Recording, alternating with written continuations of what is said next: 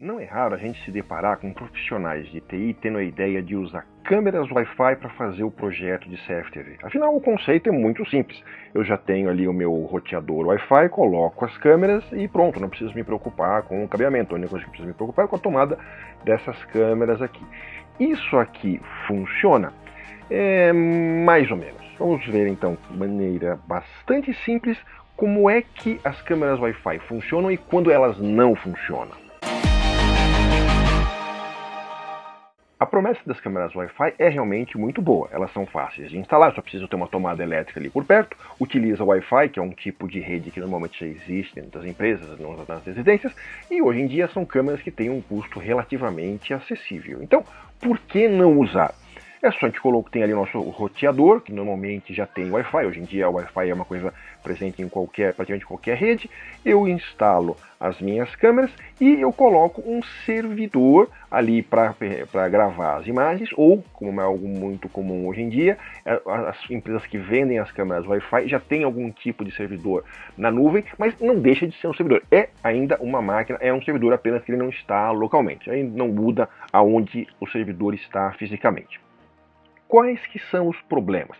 Bom, o Wi-Fi não foi feito para esse tipo de tráfego. Quais são as características do Wi-Fi que vão interferir ou atrapalhar nesse processo? Bom, primeiro, o Wi-Fi ele não permite a transmissão full duplex. Então, quando um equipamento transmite, o outro espera. Isso inclui também, não só quando as câmeras quiserem transmitir para o equipamento central, para o access point, para o roteadorzinho, como também no sentido inverso, quando o roteador quer transmitir, ele não pode transmitir no mesmo momento que as câmeras estão mandando para ele. Não, apesar de serem direções diferentes, não se pode transmitir duas vezes ao mesmo tempo. Isso vale também para o notebook que estiver conectado ali, para o smartphone e inclusive para os vizinhos. Isso também se aplica aos vizinhos. Se eu tenho um vizinho, se eu tenho alguém próximo, mesmo que seja uma rede com um nome diferente, mas que esteja numa frequência que se sobrepõe à minha, enquanto ele transmite um pacote, nenhuma das minhas câmeras, nenhum dos meus equipamentos vai transmitir, nem vice-versa.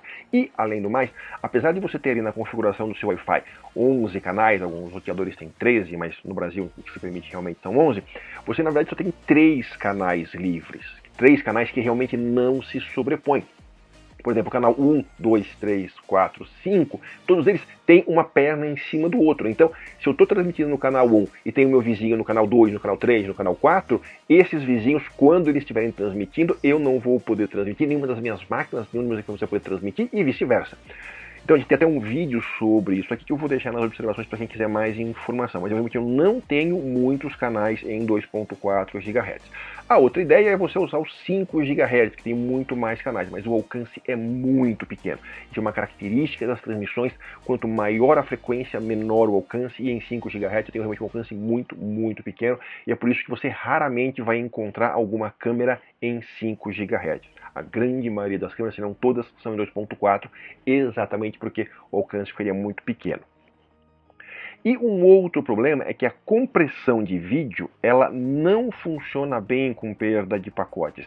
Se eu tenho ali os protocolos tradicionais de compressão de vídeo, com 2% de perda de pacotes, eu já não tenho praticamente nenhuma imagem que seja utilizável. A gente não vai entrar em detalhes aqui, mas com 2% de perda de pacotes, uma perda de pacotes relativamente pequena, as imagens já ficam praticamente todas desconfiguradas, um resultado realmente muito, muito ruim. Ou seja, se você soma isso tudo, é que nós temos o problema. Porque no Wi-Fi, nas câmeras, o que elas têm que fazer é, quando elas estão capturando um vídeo e transmitindo, seja para um servidor local, seja para a internet, não faz diferença, elas fazem um buzilhão, uma grande quantidade de pacotinhos. Ela não faz um pacotão e manda aquela informação. Para ter velocidade, né, para não ter um atraso muito grande, eles fazem um monte de pacotinhos pequenos. E é isso que não se dá bem com o Wi-Fi. Imagina você ter 2, 3, 4 câmeras, 5 câmeras, tentando transmitir um monte de pacotinhos ao mesmo tempo, mais o seu smartphone, os tablets que estão na rede, os vizinhos, isso tudo, e você não podendo ter uma perda grande de pacote. Como a gente viu, com 2% de perda de pacote, eu já não consigo ter uma imagem aproveitável chegando na gravação. Então esse é o grande problema do Wi-Fi. E aí, existem casos onde você pode pensar, inclusive, em usar um repetidor de sinal, como a gente também já tem vídeos sobre isso, aí sim que a coisa vai para o brejo de vez, porque aí você tem um grande problema de colisão por causa do efeito dos usuários do hidden client, do cliente não visível. Então, pior ainda se você pensar em usar um repetidor de sinal. Mas mesmo se você não usar o repetidor de sinal, você vai ter problemas se você usar as câmeras de vigilância Wi-Fi. Então, na verdade, você tem duas formas de transmitir o vídeo, tá? O H264, H265, que é uma transmissão de melhor performance, mas ele é muito sensível à perda de pacotes e ele gera esse monte de pacotinhos um atrás do outro. E existe o MJPEG em TCP, que é um método de transmissão que existe uma garantia, você tem menos problemas de perda de pacote, praticamente você não tem nenhum porque você tem retransmissões, porém você não gera um vídeo, você gera uma série de fotos, uma atrás da outra, cada 3, 6 segundos. Não são 3 quadros por segundo, não são 6 quadros por segundo, é um quadro a cada 3, 4, 5 segundos. Então realmente é só uma série de fotos, uma atrás da outra. Então, as câmeras Wi-Fi funcionam? Depende. Se você estiver usando poucas câmeras, 2, 3, ali, 4 se for muito, e olhe lá, 4 já vai ser bem complicado. E se você ficar contente em não ter, na verdade, um vídeo, se você vai ter apenas uma foto de tempos em tempos, aí, quanto mais câmeras você tiver, mais é o período entre as fotos que você vai ter. Uma dica que a gente não vai falar hoje, mas que a gente vai deixar aí para um próximo vídeo, é que hoje em dia essas mesmas câmeras Wi-Fi, muitas delas permitem você colocar um cartão de memória para você gravar em alta qualidade internamente. Inclusive, com uns bons cartões de memória, você consegue gravar 1 semana, 2 semanas cada uma dessas câmeras.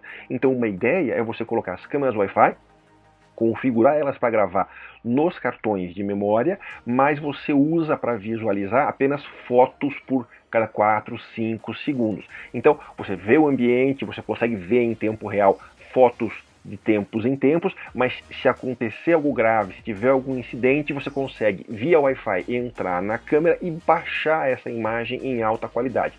Vai demorar um pouco, mas você vai conseguir, você vai ter essa imagem. O que é até uma coisa interessante, porque, por exemplo, se alguém entrar no escritório ou entrar na casa e roubar o gravador, as imagens não vão estar lá, as imagens vão estar no cartão de memória que está lá na câmera, normalmente num lugar de difícil acesso e onde o ladrão muitas vezes nem sabe que existe essa possibilidade da câmera lá estar gravando. Então, câmeras Wi-Fi funcionam desde que você tenha a expectativa correta. Se você ainda não assinou o nosso canal, clique aqui no nosso símbolo para ser o primeiro a saber quando a gente publicar os nossos próximos vídeos. Aqui você tem mais 2 sugestões para você assistir e até a próxima!